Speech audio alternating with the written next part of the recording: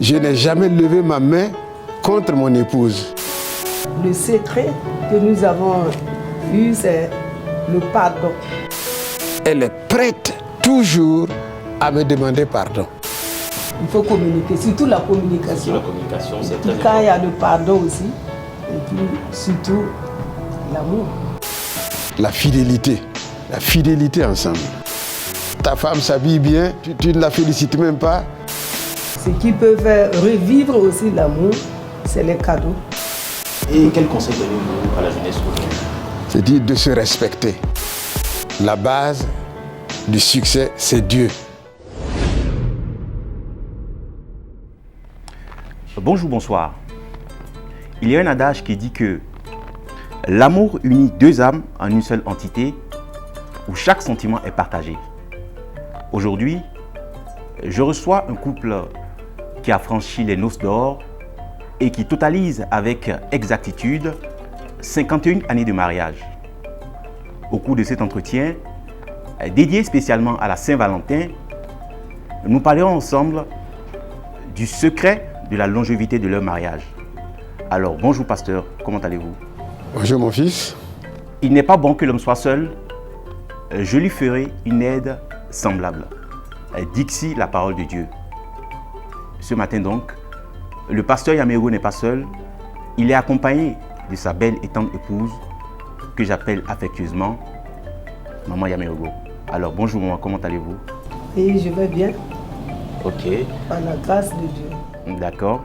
C'est vraiment un plaisir pour moi d'être avec vous ce matin pour partager avec vous quelques expériences et quelques leçons de vie. Alors, pour démarrer notre entretien, je vais vous demander de vous présenter pour nos abonnés. Alors, papa. Moi, c'est Yaméro Jean, pasteur. Voilà. Maman, vous pouvez vous présenter aussi. Moi, c'est Madame Yaméro, née Nabi Esther. D'accord. Merci beaucoup. Alors, papa, d'entrée du jeu, j'aimerais savoir comment est-ce que vous rencontrez maman qui est aujourd'hui votre femme et quand est-ce que se passe la rencontre? C'était en Côte d'Ivoire. D'accord. Nous deux, nous sommes tous nés en Côte d'Ivoire. D'accord. Mais vous êtes burkinabé? Burkinabé. Nos parents sont des Burkinabés. Mon papa, exprès, lui, il est parti en Côte d'Ivoire à pied avec ma mère. Ah bon? Donc ça aussi, c'est une autre histoire. Oui, tout à fait. Et avec ma grande sœur, Odo. Ils sont allés en Côte d'Ivoire, ils ont fait une trentaine de jours. Ils sont arrivés au centre de la Côte d'Ivoire et se sont installés là-bas. Et c'est là-bas que nous sommes nés. Elle est née à Vavois, non loin de chez moi, à 60 km.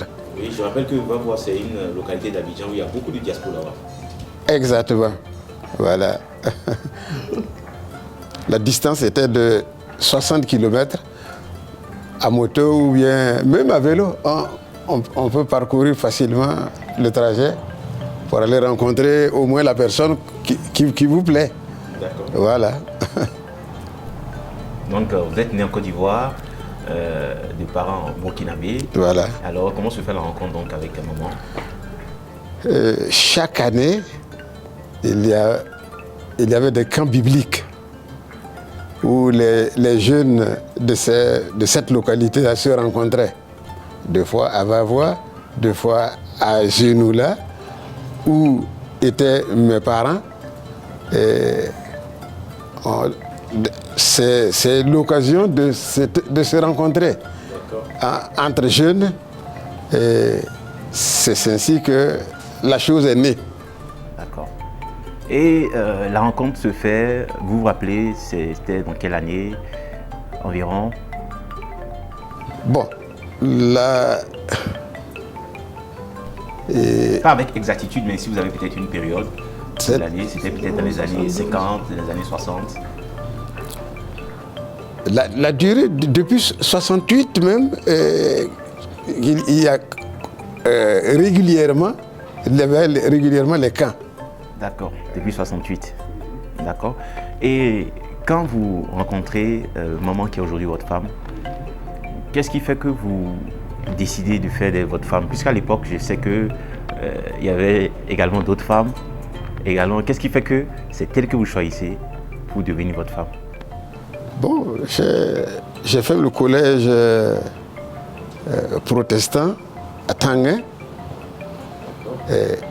On a rencontré d'autres. Je suis allé en Côte d'Ivoire, j'étais instituteur. Et il y a plusieurs églises. Dans ces églises également, il y avait des jeunes filles. Mais lors d'un camp à Genoula, j'ai un cousin qui me l'a présenté. Et l'amitié a commencé comme ça. D'accord. Donc tout a commencé par l'amitié. Voilà. Jusqu'aujourd'hui, vous êtes arrivé au mariage et vous êtes toujours ensemble jusqu'à ce jour. Alors cette fois-ci, je m'adresse à vous, maman. Et comment est-ce que, papa explique un peu comment est-ce que la rencontre s'est faite. Mais qu'est-ce qui fait qu'à l'époque, c'est sûr que vous avez également beaucoup de cotisants. Mais qu'est-ce qui fait que vous décidez de vous mettre avec lui, que ce soit lui qui soit aujourd'hui votre mari? Qu'est-ce qui fait que c'est lui que vous choisissez? Si le chant, je n'ai pas dit oui, je suis d'accord. Donc c'est après, quand je suis partie, on a commencé à nous écrire. Avant, c'était des lettres, hein, c'était pas téléphone. Donc on a commencé un peu. Et puis, Dieu merci, ça marchait jusqu'au... des oui, je suis d'accord. Et puis, allez, voilà. Le mariage a eu lieu. Donc ça a été comme ça, par la grâce de Dieu. Donc aujourd'hui, je peux dire avec fierté que vous avez franchi les Nostors qui symbolisent 50 années de mariage. Vous avez actuellement à votre actif 51 années de mariage. Et quand on dit 51 années de mariage, c'est beaucoup d'épreuves, beaucoup d'émotions, beaucoup de tolérance. Alors, quel a été le secret de ces 51 années de mariage? Parce qu'aujourd'hui, les couples ont tendance à de plus en plus divorcer rapidement. Mais vous, de par ce que vous avez vécu, qu'est-ce qui fait qu'aujourd'hui vous êtes toujours ensemble après plus d'un demi-siècle? Papa. Dans les statistiques, on voit que les choses ne vont pas tellement bien. On criait, tu es la plus belle, tu es ma fleur du désert. On sait bien que le désert, dans sa chaleur, le désert n'a pas de belles fleurs. Mais c'est comme ça on qualifie l'amour. L'amour est plus que tout cela. Tout à fait, au début, vous aviez dit que c'est Dieu qui est l'instituteur, c'est lui qui a fixé le mariage. Et quand quelqu'un fait une invention, dans cette invention-là, si vous payez l'appareil, vous devez chercher la notice qui vous dit comment mettre votre appareil en marche. Si vous n'avez pas la notice, ce serait difficile que vous puissiez utiliser l'appareil correctement, convenablement. Si vous n'avez pas vous risquez de détruire votre appareil. Le mariage, quand on s'est marié, ça fait 10 ans, 15 ans, 20 ans. Comme vous l'avez dit, il y a même, on dit que les dents et la langue cohabitent, mais de temps en temps, elles s'accrochent.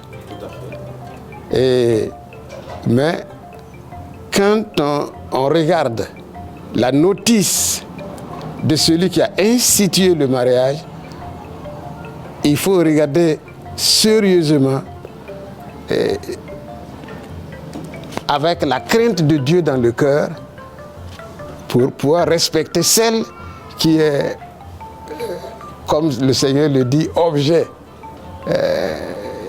de tes rêves, celle que tu prétends le jour du mariage, on vous demande si vous allez vivre ensemble toute votre vie. Vous dites oui, c'est devant les hommes, mais c'est avant tout plus devant Dieu.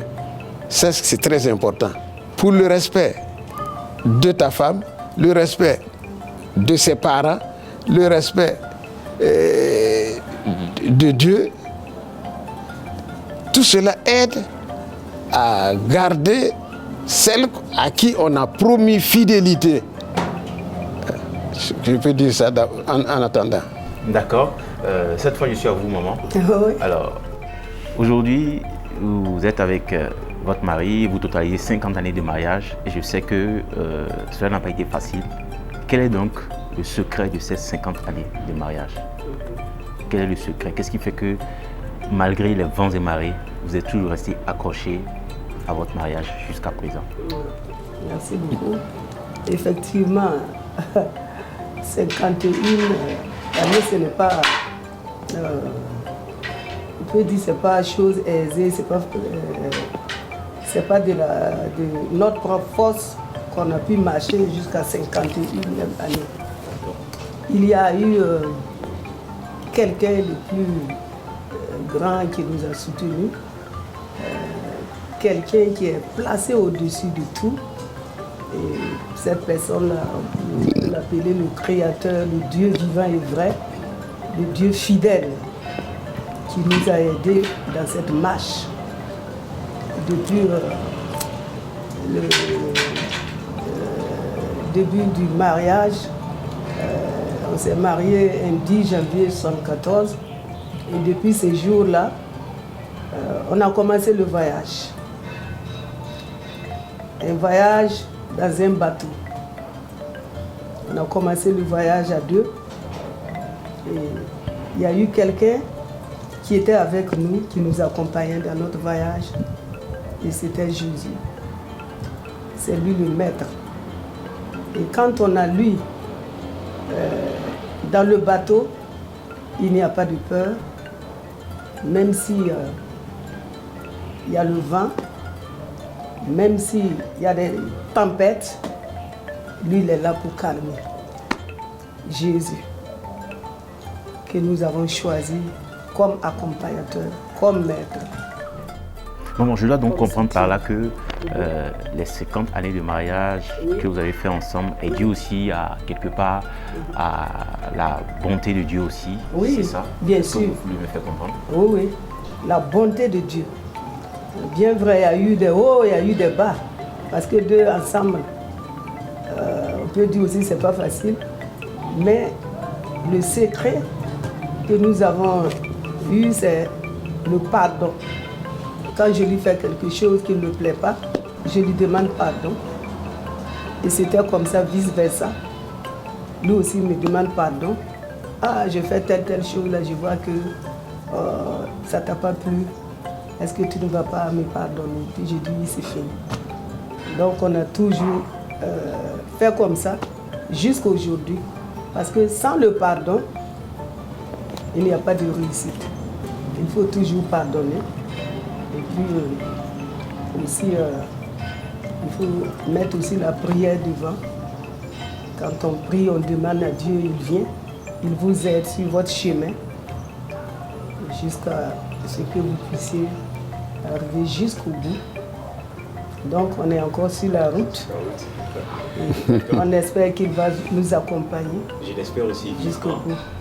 Est-ce que j'aimerais savoir, au cours de ces 50 années, est-ce qu'il est arrivé des moments où, peut-être au cours d'une dispute, vous vous dites, bon, vous êtes fâché, vous vous dites, bon, cette fois-ci, bon, je ne veux plus, peut-être, et qu'après, peut-être, ça veut dire, vous en êtes venu presque à vous séparer. Est-ce qu'il y a eu des moments comme ça, de fragilité, comme ça? Non. Depuis le 10 janvier 1974 que nous nous sommes unis, il n'y a eu jamais quelque chose de ce genre.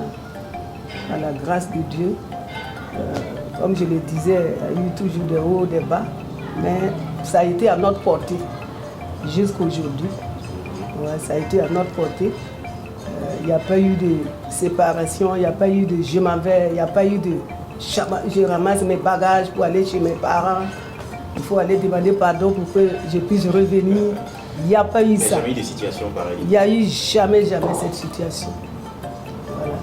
On a toujours été de bons compagnons de route, main dans la main, jusqu'à aujourd'hui, par la grâce de Dieu.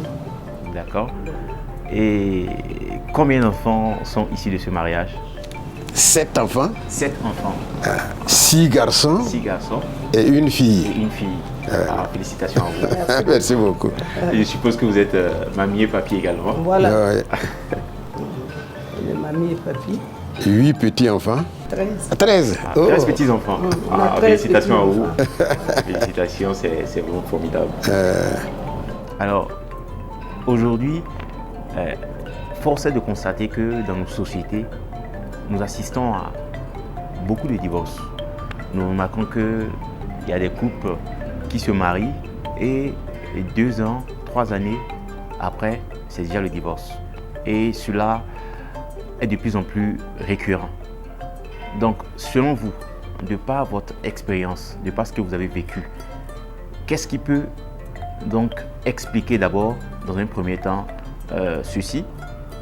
Et dans un second temps, quel conseil avez-vous à donner aux jeunes couples mariés qui totalisent peut-être 3 ans, 4 ans de mariage? Quel conseil vous avez-vous à leur donner en tant que papa, en tant que doyen, en tant que personne expérimentée, en tant qu'homme et femme de Dieu?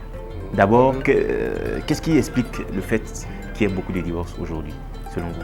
Nous allons dire merci à Dieu. Vraiment, si nous avons pu tenir 51 ans, c'est le 10 janvier dernier là, que nous avons fêté la 51e année de notre mariage. Comme vous le dites, la base du succès, c'est Dieu. Tu as promis à la femme que tu vas vivre avec elle. Devant Dieu et devant les hommes. Tu as promis à ses parents que si un jour, par exemple, notre seule fille, si quelqu'un la traitait de cette manière, 1 an, 2 ans, et puis lui dit de partir, est-ce que nous serons contents? Il faut essayer de réfléchir et de voir est-ce que ça fait beau, est-ce que c'est bien de divorcer. Je n'ai jamais levé ma main contre mon épouse. Elle ne m'a jamais dit un mot dur. En 50 années. En 50 ans de vie commune. Je peux dire que je peux l'appeler Madame Pardon. Elle est prête toujours à me demander pardon. Elle est plus fréquente à me demander pardon que moi-même. Pour cela, je l'avoue. Quand elle est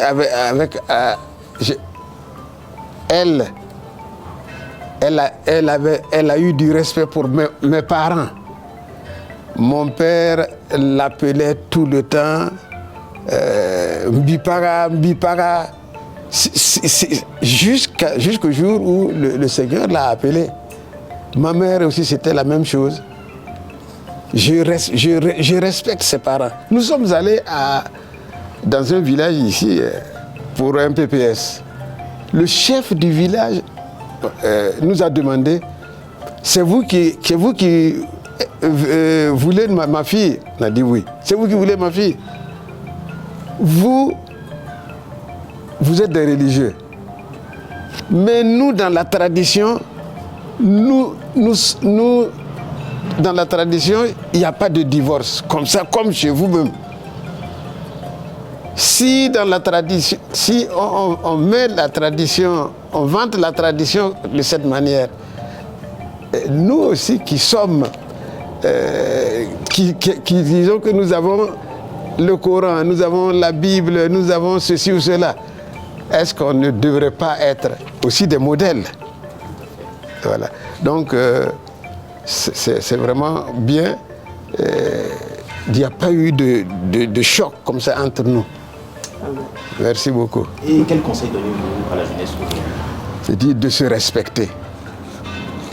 Il y en a qui condamnent leur belle-mère, leur beau-père, les accusations gratuites, deux fois même. Il faut le faire avec tendresse, avec mollesse. Le respect même de ton mari demande que tu respectes aussi ses parents. D'accord, maman. Alors, selon vous, qu'est-ce qui donc, dans un premier temps, explique autant de divorces de nos jours? Est-ce que c'est peut-être le manque de patience, le manque de tolérance, peut-être Je dis que c'est le manque de pardon, les insoumissions. S'il n'y a pas de pardon, rien ne peut marcher. Si aujourd'hui, au jour d'aujourd'hui, comme le disait papa tout à l'heure, vous avez une fille unique. Si cette fille unique venait à se marier aujourd'hui, quel conseil lui donnez-vous aujourd'hui, avant qu'elle ne rejoigne son mari? Oui. Le conseil que je vais lui donner, je lui dirai, quand tu vas arriver, voilà ce que tu vas faire. La crainte de Dieu d'abord, dans ton cœur, parce que quand on a la crainte de Dieu, on peut réussir dans tous les domaines. Quand on aime le Seigneur, il faut d'abord aimer le Seigneur pour pouvoir aimer celui qui est à tes côtés, ton mari. Donc, si tu aimes ton mari, tu dois aussi aimer les parents de ton mari. Et le mari aussi, c'est vice-versa. Le conseil que je donne, c'est de mettre Dieu à la première place. Dieu à la première place. Dieu à la première place. S'entendre, prier ensemble. La communication d'abord. Parce que si l'homme et la femme, il n'y a pas de communication, rien ne peut marcher.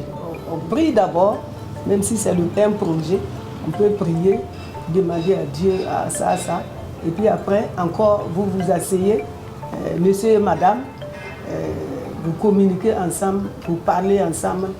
Bon, dans plusieurs choses, quoi. Tout ce qui peut être pour le bien de votre foyer. Il faut communiquer, surtout la communication. La communication, c'est très quand il y a le pardon aussi, et puis surtout l'amour.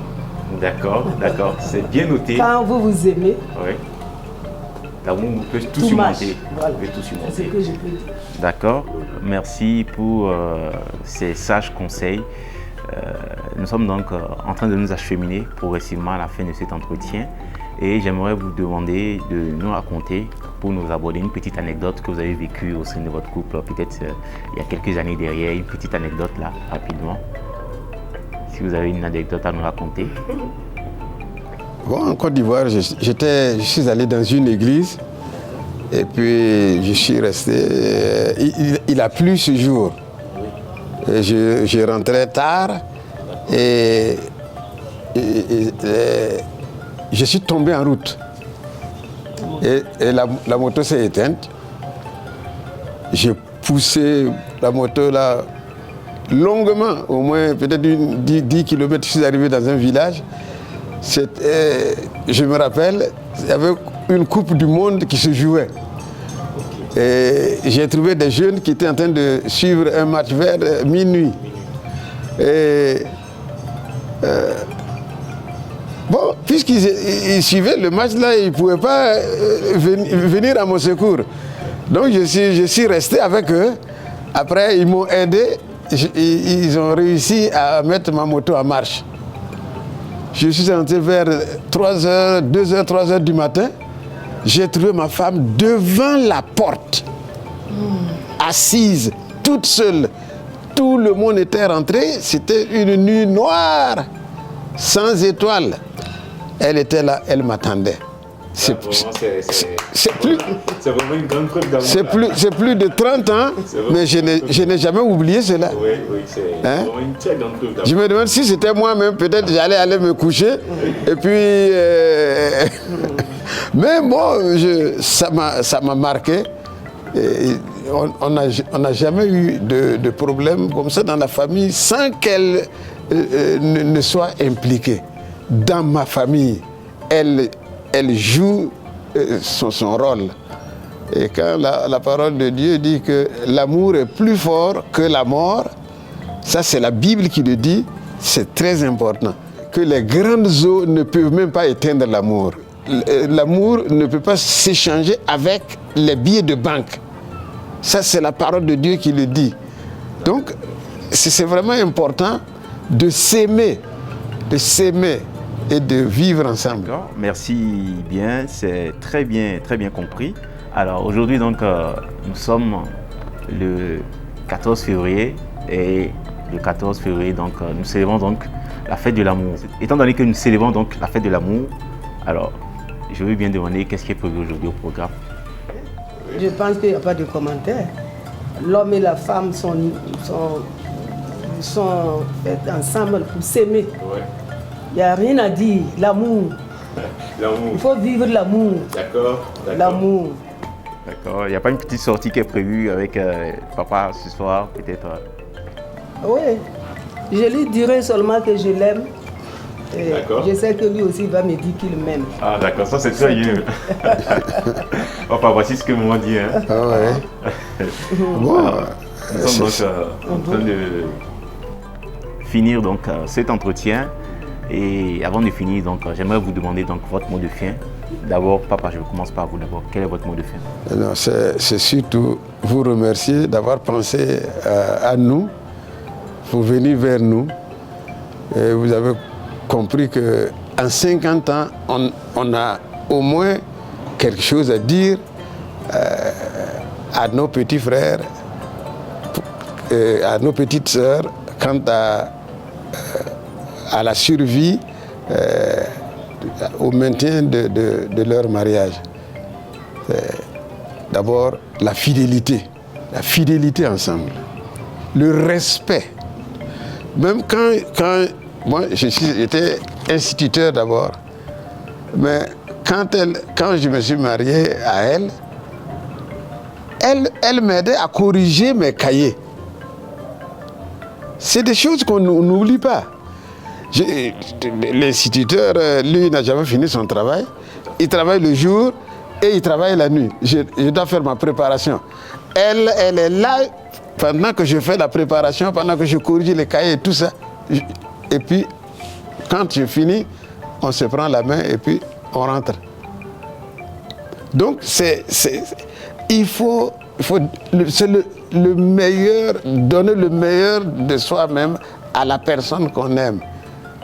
Hein? Participer à ses activités, tout ce que la personne fait, ça doit t'intéresser.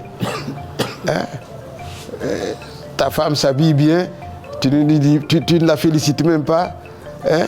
Il y a eu une femme qui est allée, elle est allée au salon. Au retour, son mari ne lui dit rien. Elle s'est faite belle pour qui? C'est pour lui. Bon, il dit, qu'est-ce que tu as remarqué? Elle a posé toutes ces questions-là sans avoir les félicitations de son mari. Nous devions participer également à toutes ces choses-là.